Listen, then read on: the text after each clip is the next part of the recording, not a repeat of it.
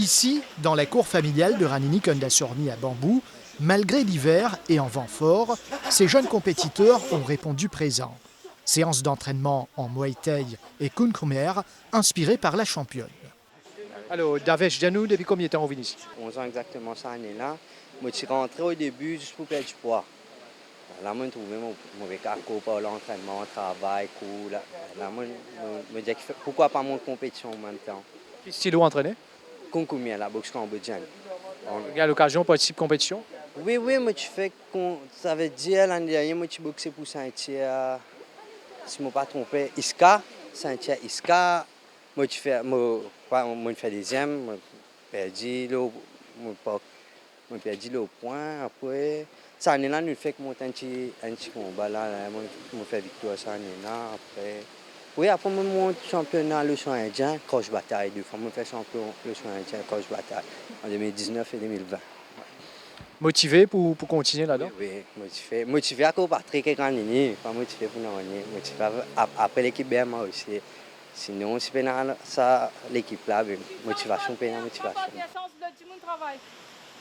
Alors, dis-nous combien de temps est-ce qu'on peut pratiquer sa discipline et quel style exactement? Nous faisons Kung Khmer. Nous pratiquons depuis environ 10 ans. Voilà. Et Qui inspire vous pour un talent? en fait, moi, je suis tout le temps content de sport combat. Moi, j'ai commencé par Jiu-Jitsu à l'époque. Après, là, j'ai fait quelques années de Jiu-Jitsu. Là, je connais dans un club là. Je commence à venir ici. Là. Participe bien à une compétition aussi? Oui. Donc, nous, c'est un peu. Compétition. Je participe de plusieurs compétitions. Parmi quelques combats à La Réunion et championnat Maurice. Avant de faire Kung Khmer, je fais partie de la compétition côté Jiu-Jitsu, national, l'océan Indien, l'accroche. C'est tout. Quel objectif? Je m'entraîne parce que je suis content. Je suis content de monter en compétition. Raconte-nous le parcours, comment on a découvert ça, qui fait win là? J'ai un mot dans BMA depuis mon âge 13 ans. Comme on connaît un tonton qui est BMA, j'ai un camarade qui me connaît Ranini, j'ai et là, depuis 13 ans, je suis là-dedans. Donc, vous êtes content de faire ça? Oui, on a fait la boxe taille, Kung Khmer. Qui fait? Au début, pour moi, c'était pour défendre moi aussi, mais il faut que je me fille. Hein? Mais après, on commence content compétition, tout ça et tout ça. Vous comptez continuer? Oui, continuer, oui. Moi, je suis toujours en fait sport. Et là, je suis en train de venir ici. Moi, je commence pour 10 pour sport. Je suis en fait sport différent. Après, je commence content sport là. Je commence plus souvent parce que je commence la compétition. Et vous faites coach aussi, non? Oui, je fais coach. Je suis plus par la Covid, vu que Patrick est en parti Maurice. On a plus coaching. Depuis avant, on commençait, mais plus pendant la période après confinement, on fait répondre à l'entraînement plus. Mais là, on est content de nous continuer. Comment on trouve l'intérêt de jeunesse pour ça ici dans Bambou? On a beaucoup d'enfants qui viennent ici. Il y en a beaucoup qui viennent pour plaisir, en sport. Il y en a beaucoup de compétitions. Et maintenant, essayer. Vous encouragez encore les jeunesses d'une jeune? Oui. Pas nécessairement ici, mais un sport, moi.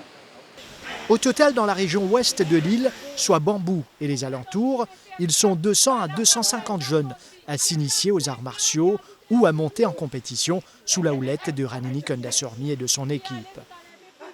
Ranini, des Adianou, ici à Bambou, Côte-Nuité. Alors là, nous côte moi. Ici, on dit l'entraînement compétitif. Les enfants de BMA viennent entraîner, qui font compétition. Combien de jeunes sont entraînés ici? Alors, pour compétition, nous avons une vingtaine, mais dans le club Bambou, enfin, BMA en entier, nous avons Bambou, Fic-en-Flac et Bélon. Nous avons à peu près 250 membres. Et comment est-ce qu'ils ont réussi à split ça dans l'entraînement là? Raconte-nous. Ça veut dire, au fil des années, nous avons un jeune qui est en nous depuis 2013. Et je suis une coach confirmée depuis 2 ans de cela. Et donc, c'est eux qui donnent nous coup de main pour splitter un peu partout. Il y a une partie qui donne l'entraînement fic en flac, une partie l'eau bambou et une l'eau bélon. Qui bon style ou entraîne eux? Alors, Muay Thai est principalement là en ce moment Kung Fu Mer, la boxe cambodgienne. Justement, la boxe cambodgienne, pas très connue, vous pensez à Maurice, non? Non, c'est la boxe qui, vous allez dire, me fait commencer, fait 5 ans de cela. Donc, je rentre là-dedans, puis c'est un coup et que je tombe amoureux, donc je peux implémenter dans Maurice. Enfin, nous pouvons implémenter, BMA peut implémenter dans Maurice, doucement, doucement. Comment l'IMO, c'est ça? Qui différencie entre, par exemple, Muay Thai? La compétition, c'est que moi, je vis, c'est plutôt un coup sec, c'est une technique bien différente. Et qu'avec les temps, après 2 ans, 3 ans, on comprend qu'il y a une langue ancestrale qui est une garde sur une technique. Donc, quand l'Empire Khmer est encore la même, ça veut dire que c'est en Thaïlande, Laos, tout ensemble, c'est une langue que tu peux faire. Les banques gardes ça, comme elle est séparée, ça peut aller dans ce style, mais Khmer, Cambodgien, c'est une garde ça là. Donc, ça c'est une petite technique là, une puissance là, c'est une garde ça. C'est ça qui fait la différence. Donc, là, c'est ça qui, fait la différence entre Muay Thai et Kung Fu Mer. Comment on gagne l'idée pour entraîner ça, et qui fait, est-ce qu'on prend une initiative pareille? Donc, là, fait 23 ans, j'ai commencé par mon Michel avant. Je fais de l'entraînement, gratuitement quand il est petit, depuis l'âge de 8 ans. À l'âge de 18 ans, il commence de l'entraînement gratuitement, il sort cours, puis fight.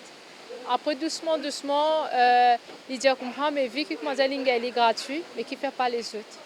Nous commençons, moi aussi, on rentre là-dedans, nous commençons de l'entraînement gratuit, parce que moi aussi, mon gars est gratuit. Et comme nous connaissons, bambou, il y a beaucoup pour payer les autres, surtout avant, pour payer l'entraînement. Donc, nous pouvons faire ça pour ces jeunes là et pour nous garder comme ça, même pour tout le monde bénéficier. Il y a l'intérêt? Oui, bien sûr. En fait, nous passons de l'entraînement pour faire point, pied, coup de genou. L'entraînement là, derrière, il y a beaucoup de travail mental qui, vous avez déjà pas qui mettent en place pour que les enfants là sortent dans l'influence sociale, l'influence de la drogue, comment dire, ils font mentalement et qu'ils enjoy la vie, peu importe comment ils vivent, dans quelle façon ils vivent, dans quel environnement ils vivent, ils arrivent comment dire faire face. Donc nous travaillons beaucoup là. Donc comment je vais dire, pénazis compétiteurs, il y en a beaucoup qui viennent pour fun, il y en a beaucoup qui viennent des foules, il y en a qui viennent un coup de 10 pour défouler après aller. Le but derrière, c'est quand je peux venir, comment dire, se sentir bien, se gagner une notion mentale, mais comment pour garder de faute, là. Après, je t'inculque dans la vie tous les jours. Donc, il passe l'entraînement point pied, il y a un principe de vie aussi. Il y a une petite fille aussi qui intéresse à ça? Oui, mais il y a beaucoup de filles. D'ailleurs, dans mercredi, nous donnons l'entraînement filles avec enfants dans le centre social Bambou. Et compétitrices, nous en avons quelques-unes là, mais sinon, oui, nous en avons beaucoup qui intéressent. Et qui a une place justement, un jeune capable de venir pour entraîner? Alors, déjà dans Bambou, nous de l'entraînement centre social Bambou, c'est terrain et vert. Ça, c'est pour le public en général. Et les mercredis, c'est de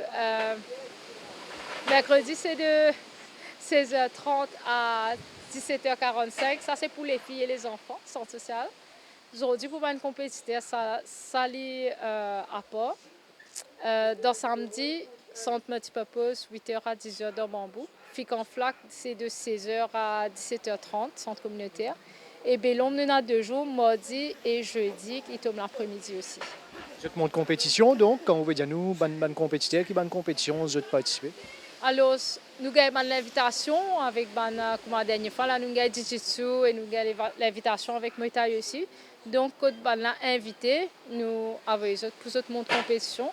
Et dans la danse, nous avons la réunion pour faire un combat aussi. Quelle bonne qualité, je business, quand je viens là, par exemple, qui vous montre les autres? Au fait, même si je ne suis pas débutant, zéro, nous prenons depuis zéro. Si je t'ai envie de faire les pour fun, nous faisons les fun. C'est qui ont envie de faire les pour compétition, nous faisons monter niveau compétition. Ouais. Aujourd'hui, mercredi soir, fait frais, divan peut battre, mais quand même, je ne viens. Oui, ben là, je fais content de l'entraînement. Vous ne pouvez pas connaître, je suis content de l'entraînement. Après, Je connais, comment dire, derrière qui se bus, tu as envie de gagner. En fait, je pas là juste pour gagner une compétition, je t'ai envie de performer bien le ring, je t'ai envie d'enjoy, c'est même qui sont contents fight.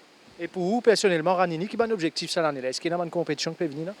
Mon objectif, c'est coaching, ban jeune, ban déplacement, l'océan Indien, tout ça là. Plutôt ban jeune, après pour moi, Cambodge la fin de l'année. Ouais, Kunkumer, toujours. C'est World Cup? Au championnat du monde, oui. Donc, vous pouvez entraîner nous pour ça. Qui mois l'y était? Déjà fait entraîner. Moi, je prends une mois de vacances, mais je reprends l'entraînement là, ouais. Qui mois l'y peut été? Entre novembre et décembre. Mi-novembre, décembre, oui. L'objectif de Bamboo Martial Arts, promouvoir la pratique d'une activité physique régulière et détecter des champions. En tout cas, l'intérêt des jeunes est réel et le nombre grandissant.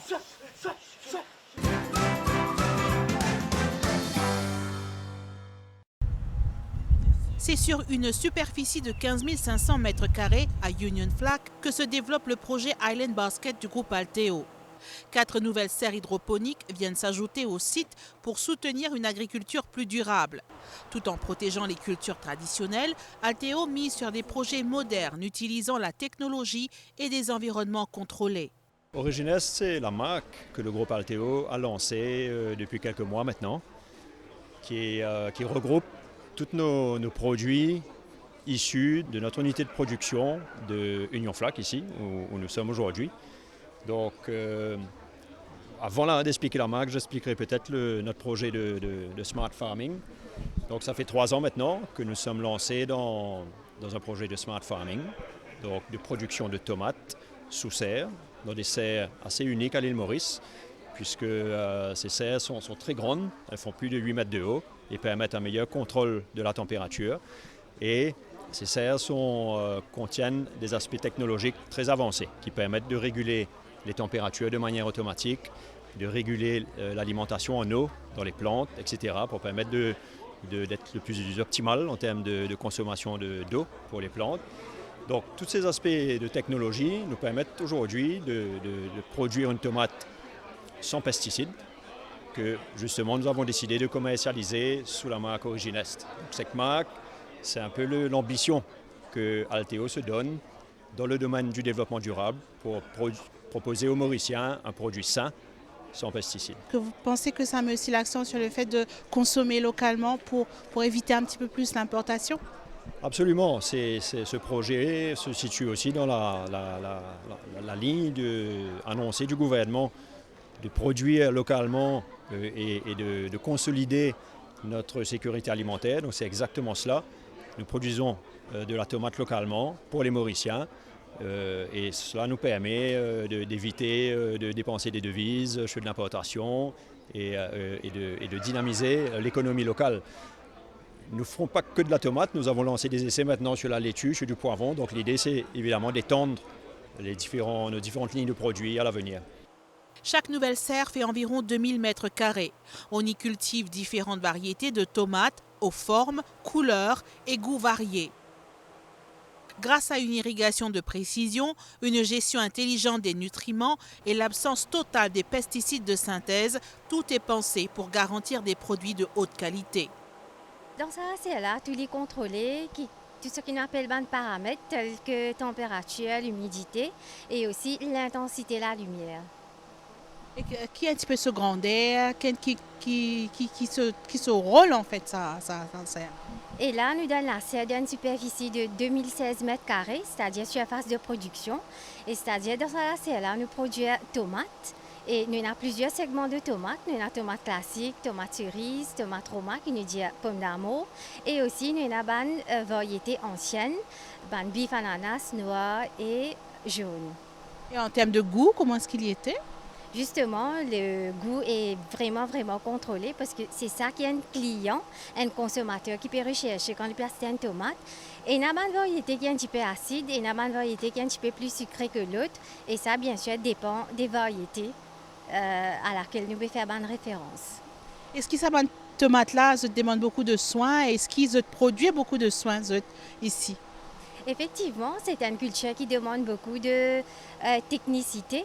Et là, nous sommes vraiment à la hauteur parce qu'il y a une bonne maladie, nous avons des insectes ravageurs et qui nous pouvons contrôler, mettre des mesures en place, des mesures en préventif et aussi en curatif. Et raconte-moi un petit peu où, par exemple, tous les jours, quotidiennement, quelque chose que vous faites ici dans Salacelle? Et moi, tous les jours, je me présente dans la serre, c'est-à-dire l'agriculture, nous pouvons aller au terrain, nous ne sommes pas capables de rester dans le bureau et dire qu'il va la tout contrôler, ce n'est pas ça du tout. Et là, tous les jours, je viens vérifier si la quantité de l'eau est envoyée dans la serre, si une plante peut consommer ce qui nous peut donner comme nourriture, comme élément nutritif, et aussi veiller à ce que la culture-là est bien saine.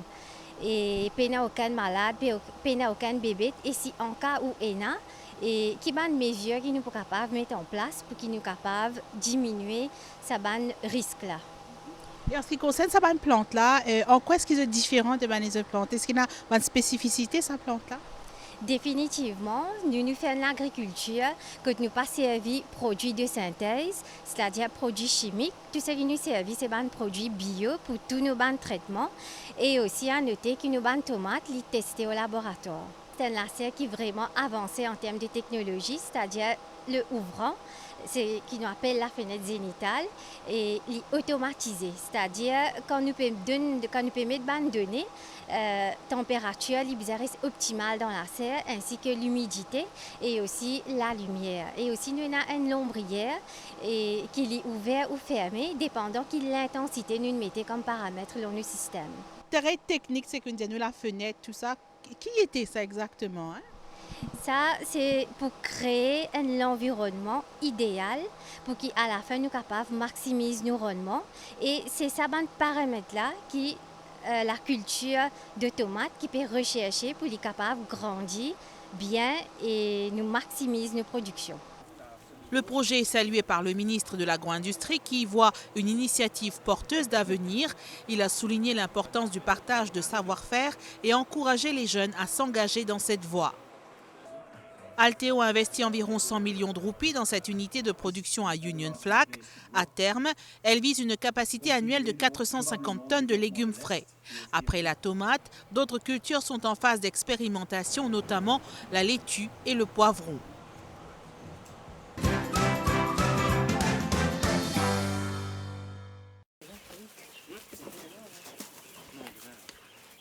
Elle, c'est Bella. Derrière cette scène champêtre, un rôle bien plus stratégique. Son fumier sert à produire un fertilisant naturel utilisé dans cette ferme située à Ferney. Bella là avec un projet de faré et qui nous peut travailler un projet de la conservation de la vache créole sur identité même, sur race. Il permet de nous montrer la traçabilité quand nous peut causer un système biologique, régénératrice ou les bonnes pratiques de l'agriculture les mêmes. Sur 22 hectares de terre, une approche nouvelle a été adoptée par Patrick, de la ferme à la table, sans utilisation de pesticides. Un projet financé par le CEPF, le Critical Ecosystem Partnership Fund. Primarien pour autant qui nous réussit mettre Nature Form dans les réseaux internationaux aussi pour montrer qu'il nous peut faire. Donc nous allons dire qu'il Forena c'est une plateforme de la conservation elle-même et que c'est une plateforme pour nous en tant qu'entrepreneurs nous pouvons expliquer ça qui nous ressentit, qui nous peut faire, qui fait nous bien faire et là le financement est important pour commencer nous gagner équipement. À Chamarel, un projet d'envergure financé par le CEPF vise à restaurer la forêt endémique. Les jeunes plantes, mises en terre aujourd'hui, deviendront dans 20 ans une forêt dense et riche en biodiversité. L'équipe d'Ebony Forest remplace progressivement les espèces exotiques par une trentaine d'espèces indigènes. Plus la diversité végétale est grande, plus les conditions sont favorables à la survie de la faune, comme cette tortue qui joue elle aussi un rôle dans la préservation des écosystèmes. Donc restaurer l'écosystème, que ça veut dire? L'écosystème, c'est la partie du vivant et la partie non vivant. Donc c'est une interaction, c'est ça qui fait un écosystème. Il y a un pollinisateur, un disperseur de graines. Donc un autre aspect de ce projet-là, c'est réinsérer ce bon fonctionnement de l'écosystème-là. C'est pour ça que nous ne relâchons pas l'éco-paraquet, donc grosse cateau verte, avec le soutien du National Park and Conservation Services. Donc tu peux remettre une tortue d'Aldabra qui vient de Seychelles, qui pour prendre, mange de la graine, de marcher et se disperse de la graine là et réparer, aide à remettre la forêt en place. À Maurice, c'est l'ONG Forena qui est chargée de la distribution des fonds alloués à travers le CEPF. Le pays se trouve dans un hotspot comme défini par des instances internationales et il est urgent de protéger les écosystèmes. Le CEPF, c'est le Critical Ecosystem Partnership Fund.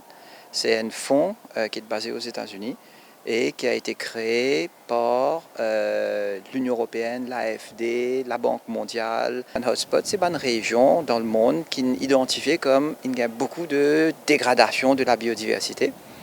Ou alors, la biodiversité est importante à être protégée. Une fois que nous faisons l'appel à projet, nous identifions quel est le projet le plus intéressant, le plus impactful, qui donne le plus de résultats derrière.